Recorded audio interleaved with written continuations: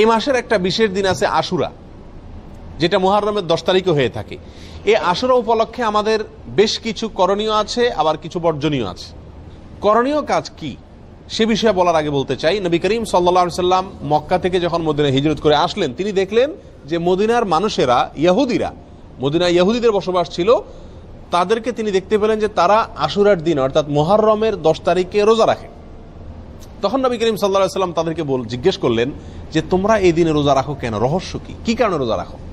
তখন ইহুদিরা নবী সাল্লাল্লাহু আলাইহি সাল্লামকে জবাব দিলেন যে এই দিনে আমরা রোজা এই জন্য রাখি যে এই দিনে আল্লাহ সুবহানাহু ওয়া তাআলা তার নবী, আমাদের নবী অর্থাৎ বনী ইসরাঈলের নবী, ইহুদিদের নবী মুসা আলাইহিস সালামকে এবং তার জাতি বনী ইসরাঈলকে আল্লাহ তাআলা মুক্তি দিয়েছেন। ফেরাউনের অধীনে তারা কৃতদাস হিসাবে দীর্ঘদিন বন্দী ছিলেন, জুলুমের শিকার ছিলেন। আল্লাহ তাআলা তাদেরকে মুক্তি দান করেছেন, ফেরাউনকে ডুবিয়েছেন, সমুদ্রে ফেরাউনকে ডুবিয়েছেন, আর মুসা আলাইহিস সালামকে এবং বনী ইসরাঈলকে আল্লাহ তাআলা রক্ষা করেছেন। তাহলে বনী ইসরাঈল জাতির প্রতি, মুসা আলাইহিস সালামের প্রতি আল্লাহ তাআলা অনুগ্রহ নাজিল করেছেন, তাকে এবং তার জাতিকে স্বাধীনতা দিয়েছেন, মুক্তি দিয়েছেন।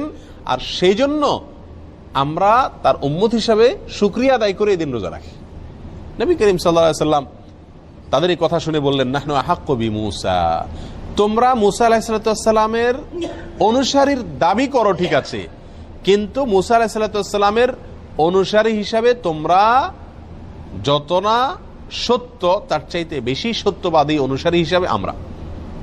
অতএব মুসা আলাইহিস সালামের প্রতি আল্লাহর অনুগ্রহ নাজিল হয়েছে।